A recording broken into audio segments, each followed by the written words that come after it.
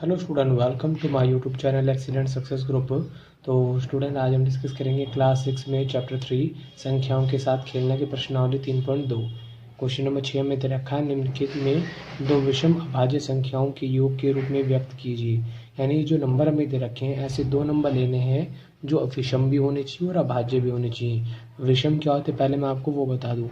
विषम वो संख्याएँ होती हैं जिसमें दो का पूरा पूरा भाग नहीं जाता, जैसे कि 1, 3, 5, 7, 9।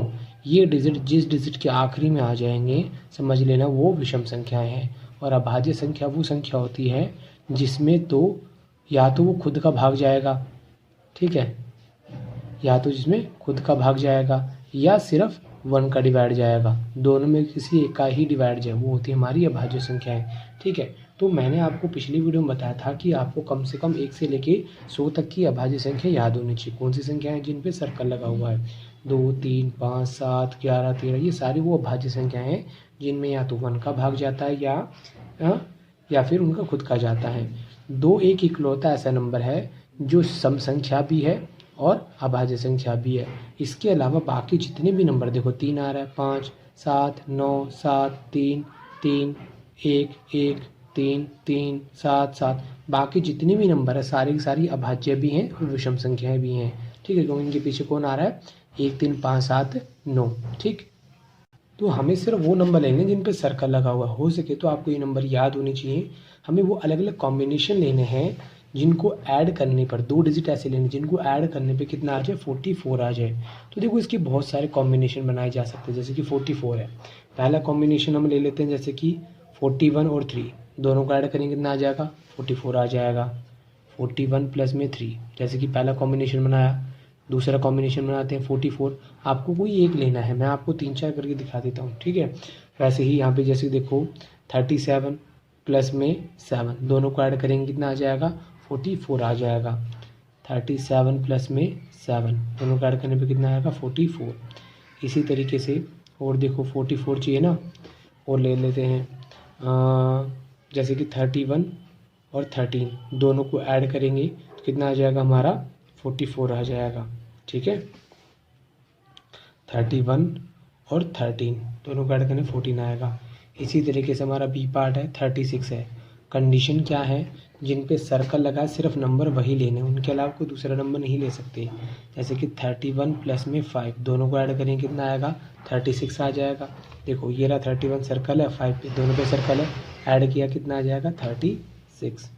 इसके अलावा और भी हो सकते हैं इसके कॉम्बिनेशन, जैसे कि 23 प्लस में 13 दोनों कौन है, अभाज्य संख्या है।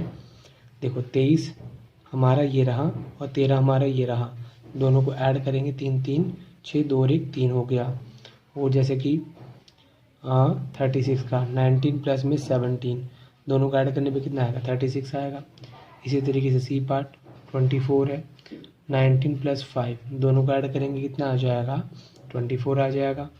इसी तरीके से और भी लिया हमने, 13 प्लस में 11 दोनों को ऐड करने पे 24 आएगा। और देखो 17 प्लस में 7 दोनों को ऐड करने पे कितना आएगा, 24 आ जाएगा। डी पार्ट 18 दे रखा है, 7 प्लस 11 करने पर कितना होगा, 18 होगा। और मैं फिर आप बात को दोहरा देता हूँ, लेने सिर्फ वही नंबर हैं जो अभाज्य संख्या हैं जिन पे सर्कल लगा हुआ है। ठीक है, वही नंबर लेने हैं सिर्फ। 13 प्लस में 5 दोनों को ऐड करने पे कितना आ जाएगा, 18 आ जाएगा। तो इसके अलावा कोई इसका पैर बना नहीं सकते, खाली इसकी 2 ही कंडीशन हो सकती है, दो मैंने बना के यहाँ पे दिखा दिए। ऐसे एक ही बनानी है, चाहे आप ये लिख लो, चाहे ये लिख लो, चाहे ये लिख लो, लेकिन इसमें डी का दूसरा ऑप्शन तीसरा ऑप्शन नहीं बन पाया, 2 ही बनेंगे इसके अंदर। ठीक है, ये हमारा क्वेश्चन नंबर 6 हो गया। 7 देखो, अभाज्य संख्याओं के ऐसे 3 जोड़े लेने हैं जिनका अंतर कितना हो, 2 होना चाहिए। ठीक है, अब अभाज्य संख्याएं है, भाज्य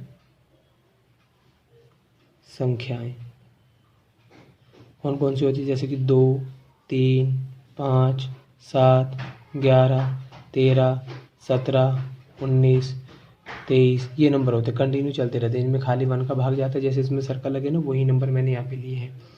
बोला जिनका अंतर कितना होना चाहिए, 2 होना चाहिए। जैसे मैंने 5 और 3 दोनों को माइनस किया, कितना आया, 2 निकल के आ गया। 7 और 5 इन दोनों का अंतर भी कितना निकल के आ गया, 2 निकल के आ गया। 19 और 17 दोनों का अंतर भी कितना निकल गया है? 2। इसी तरीके से 43 और 41 दोनों का अंतर भी कितना आया? 2 आया। 73 और 71 दोनों का अंतर कितना आया? 2 आया। ठीक है, ये नंबर जो है सर्कल लगे वही नंबर है। तो आपको कम से कम 1 से लेके 100 तक की संख्याओं को तो याद कर लेना है भाज्य संख्याओं में। इन पे सिर्फ सर्कल लगे, सिर्फ वही नंबर याद करना, सारे नंबर याद करने की ज़रूरत नहीं है। ठीक है, तो आंसर हो जाएगा 5 और 3, 7 और 5। बाकियों को मैं ऐसे लिख देता हूँ। हमें वैसे 3 जोड़े पूछे थे, लेकिन मैंने आपको यहाँ पे फिर भी 5 बता दिए हैं। ठीक है, अगला देखो, निम्नलिखित में से कौन सी संख्या अभाज्य संख्याएं हैं? अभाज्य संख्या मैंने क्या बताया, जिसमें जिनके गुणनखंड या तो 1 होगा या वो खुद होगा, इसके अलावा कोई नंबर हो ही नहीं सकता। जैसे कि 23 है, क्या 23 किसी के पहाड़े में आता है? नहीं आता। 23 तो 23 की पहाड़े में आता है। 23 एकम 23, तो इसके गुणनखंड कितने होंगे? 2 होंगे। एक 23 खुद हुआ, एक 1 हुआ। 51 है, खुद को छोड़कर ट्राई करना हमें। अब देखो 51 में 51 का डिवाइड जाता है, 51 1 जा 51 हो गया। ठीक है, एक ये भी होता है। 17 को 3 से गुणा करेंगे तो भी कितना आ जाएगा हमारे? 51 आ जाएगा। तो इसके गुणनखंड कितने हुए? 1 2 3 4, यानी 2 के अलावा 2 और हो गए। तो ये तो हमारी अभाज्य संख्या हो ही नहीं सकती। हमारी अभाज्य संख्या कौन होगी? 23 होगी। क्या बनी हो सकती? 37 में 37 से कम 37 ही होता है और कोई दूसरे टेबल में नहीं आता, तो ये भी हमारे कौन होगी? अभाज्य संख्या होगी। 26 देखो, 26 से कम 26, 13 दूनी 26, 1 और 26 के अलावा 13 और 2 ये भी इसके फैक्टर आ गए, तो ये भी हमारी अभाज्य संख्या नहीं होगी। यहाँ लिख देंगे हम अभाज्य संख्या कौन कौन सी होगी? 23 होगी और 37 होगी। इसी के साथ हमारा क्वेश्चन नंबर 8 यहाँ पे कंप्लीट होता है। उम्मीद करता हूँ स्टूडेंट आपको क्वेश्चन समझ में आ गया होगा। अगर आपको वीडियो पसंद आए तो वीडियो को लाइक करें, शेयर करें, कमेंट करें और इस चैनल को जरूर सब्सक्राइब कर लें।